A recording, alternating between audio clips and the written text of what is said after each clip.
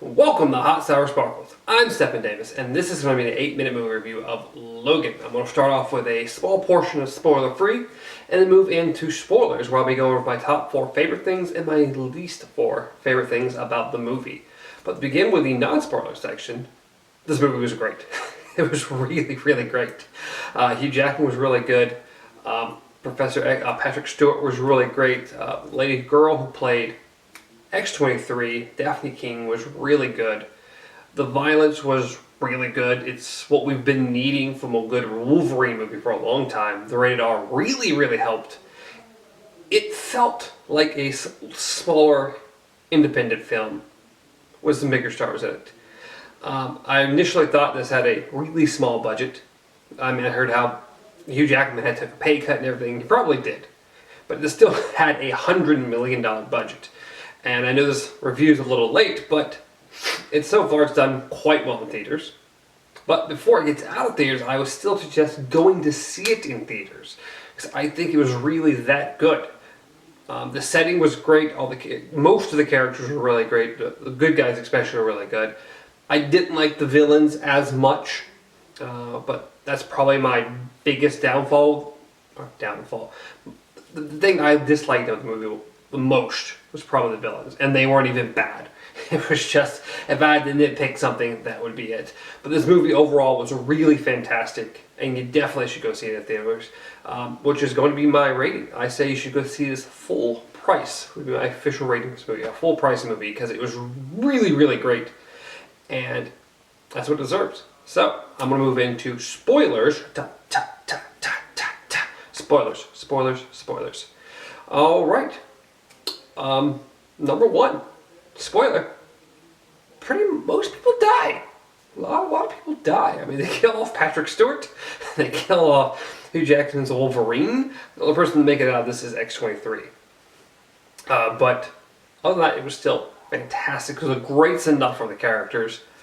But let's start with the number 1 thing I liked about this movie, which was Wolverine and X-23, or X-23. She was fantastic. Seeing her, the fight scenes, and how she jumped around and just sliced people up, and just everything. She was really, really great, and I hope we see her again somehow. I don't know if they're going to continue with this rated R thing, if we're going to see her in the movie. It's all confusing. Fox doesn't seem to know what they're doing with the franchise. So, but Daphne King was Keen was really great as X-23. So, which of course all this leads into number 2, the violence. The violence was fantastic. Again, like I said in non-spoilers, this is what Wolverine needed. He needed a chance to come in. The movie starts off and he's just, some people attack him while he's sleeping in his limo, or don't attack him. They start robbing trying to take off the tires of his truck, or his limo. And he comes out, you see his claws kind of slowly come out. He's getting old, and when the fighting begins, he just lops off an arm. And I'm like, whoa! And he stabs through people, and it's just so violent. Between that and especially the Professor X, once he's having a seizure, I guess?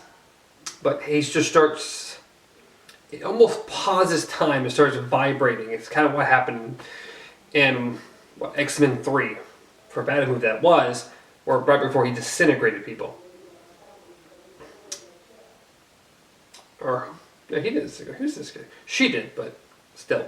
Before disintegrating people. Which apparently is what happened. All the X-Men in this movie, or what it sounded like happened to all the X-Men in this movie, is that he had one of his episodes and killed everyone.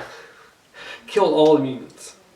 And that's really sad for him, and you can tell it really weighs on him in the movie. Patrick Stewart really does a great job. Like I said, the violence was really great. It really was needed. Number 3, the comic book scene is great. You have Wolverine reading a Wolverine comic in a Wolverine movie. It was really cool. It was a cool, really, really cool scene. So, and lastly, just the characters. The characters were great. I've said it multiple times already, but Professor X, Hugh Jackman's character, Wolverine, and X-23 were all great. So let's just take that over into the things I didn't like about the movie, which was the villains, like I said before. I didn't care for the, X-24 clone of Wolverine. I didn't think we needed another Hugh Jackman character. He didn't need to fight himself in this movie. They apparently thought he did. But I could have and would have liked a different villain. I'm not saying this movie's bad by no means. God, this movie was fantastic.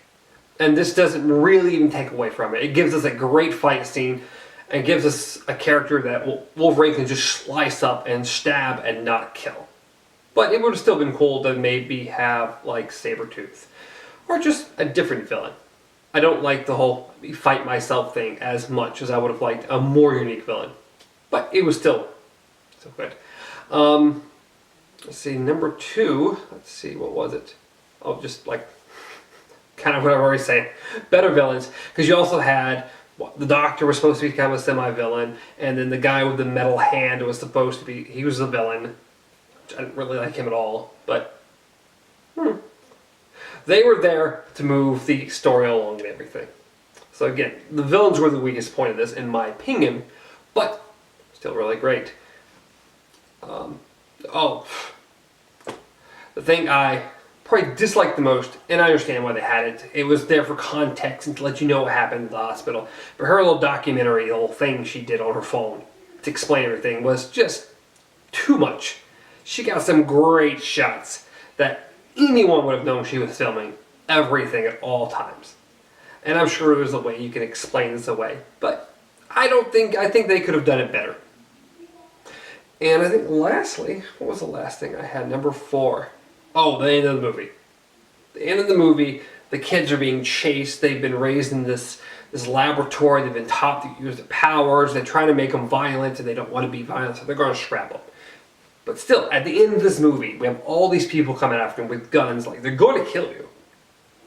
Maybe you should use your powers. Maybe you should think about using your powers a little bit to take care of this.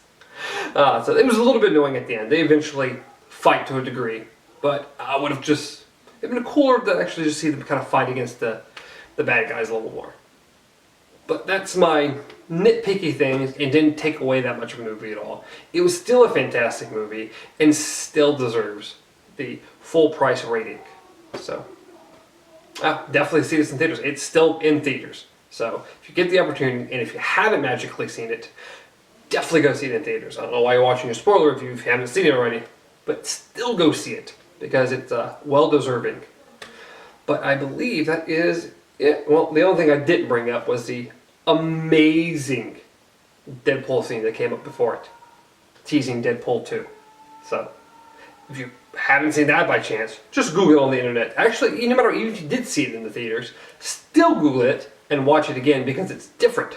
They added some extra scenes into it. So that was absolutely fantastic.